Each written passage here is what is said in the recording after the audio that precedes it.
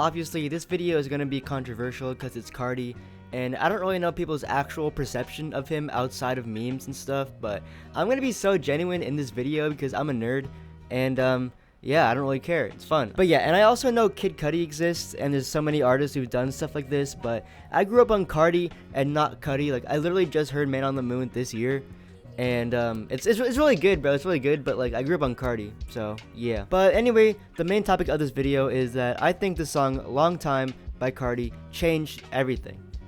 I think it showed Carti's versatility, as people were used to his either super dark trap shit like Fetty, or his Cash Carti era, or his like Pierre Bourne Magnolia era.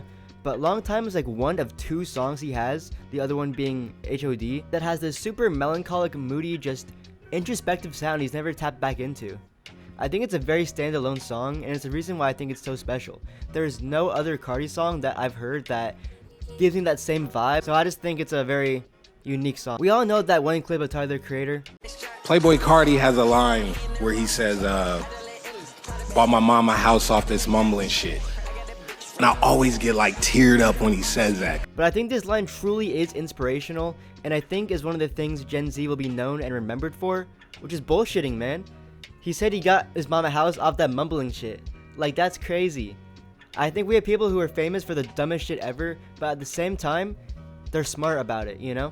Jason the Ween, this dude literally risks his whole social life doing those cringy ass TikToks, but he turned that into a fucking career. Like, if you showed that to like a Victorian child, they would like explode. Yet he made it a career.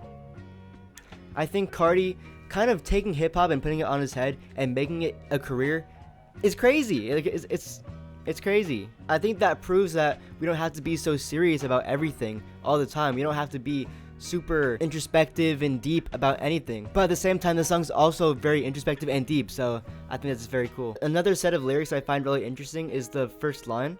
He says, "No cap and gown, I ain't go to class," which I think signifies our generation realizing how detrimental our school system is, and just our rebellious attitude towards school that is serious and shows that we actually want to do our best to reform it. And then he says, "I'd rather die before I come in last." I love this line because I think it signifies Gen Z's determination and our effort.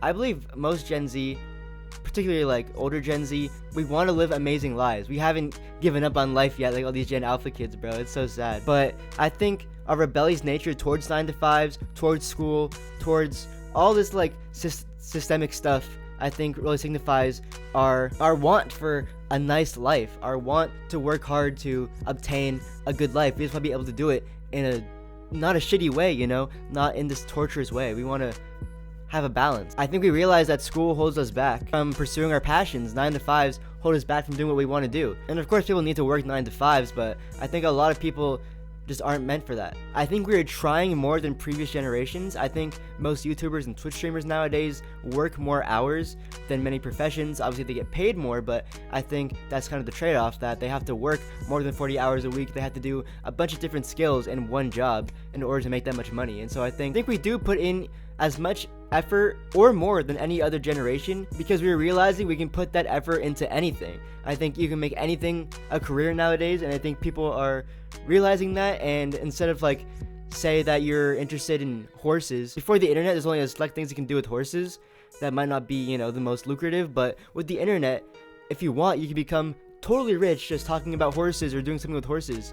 And I think people are willing to put in the effort now that that's more readily available. I think Carti's saying that he didn't go to school, but he would rather die than not accomplish his goals. A lot of older generations would probably think that's dumb because they don't understand what that means, you know? They think that you have to go to school to pursue your dreams, but I think Carti is saying that there's more to life than school and work. There's more to life than you can put in effort while having fun, you know what I mean? I think a lot of boomers don't really realize the amount of effort we have to do to make it in today's world where everything is already established. Like, I think a big thing about being a billionaire is like creating businesses that we need, like Walmart. Like, the person who made Walmart is so rich because it's everywhere. We all need Walmart, and there's already a Walmart, so the new generation can't make a new Walmart. You know what I mean? Walmart's already so established, it's so hard to break into that industry. Any industry with a new like idea Like, you can't make another McDonald's. You know what I mean? It's McDonald's, so it's like we're kind of fucked. So we have to do things that are different, outside of the box, and boomers don't really get that. You know what I mean? Now, I may be reading into this too much, but I think it's a fun analysis of the whole "I ain't feel like this in a long time" hook he got going on. At least for me, anything after 12 is like a new era. Like, I don't think I really gained a consciousness like that until middle school, where things can be stressful and embarrassing, and things actually matter, like what you eat, how you talk, things like that. You know what I mean? You have to be a person in society rather than just being like a kid. And that really sucks, because you're leaving behind childhood. You're leaving behind having a carefree life to an extent, you know? I think no matter who you are, no matter what kind of personality you have, no matter how carefree you think you are, everyone goes through stress after a certain point. And I think for everyone, leaving childhood means that you're becoming an adult, which is good, but it's also coming with a bunch of responsibilities that you weren't used to before. I think you will never give less of a fuck than you did before you were like 10. Like, obviously you were more selfish, but that's also a good thing, because you weren't so worried about what everyone thought of you. You know what I mean? At least for me, in my experience, that's what I would assume.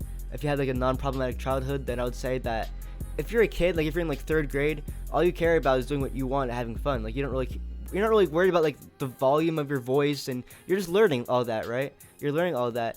I think without all the teaching, I think people would be a lot less carefree, but obviously a lot worse for society, though. You know what I mean? Like, we're all gonna be assholes and shit.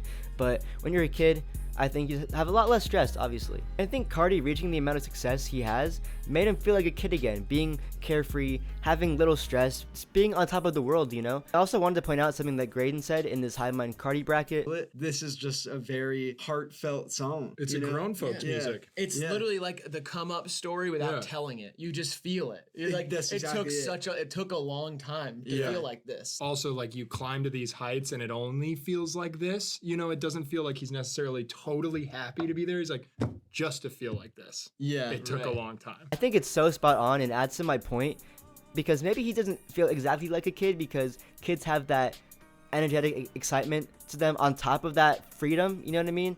And maybe Carti's only feeling like a relief that he doesn't have the adult stress yet, and he can't bask in the fame yet as he still has work to do, but a lot of his problems are gone. And he's getting to that point where he can be excited, you know? But for now, he's got to take a breath and just, like, relax for a bit. And, yeah, did I mention how good this beat is, bro? Like, holy shit, this is, like, the best beat ever. That synth is, that's, like, the best synth ever, dude.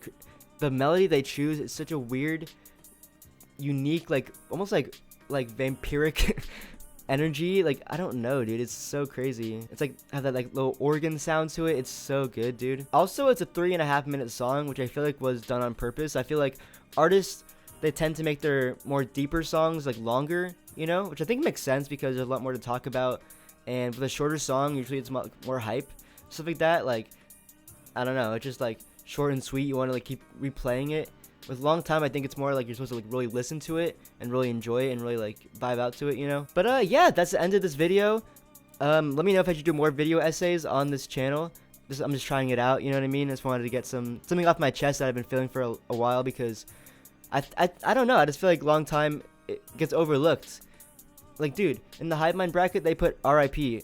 over this song. Like, I don't understand how they think R.I.P. is the best Carti song, but I don't know. So this is my response to that, like 3 years late, I guess. But yeah, peace.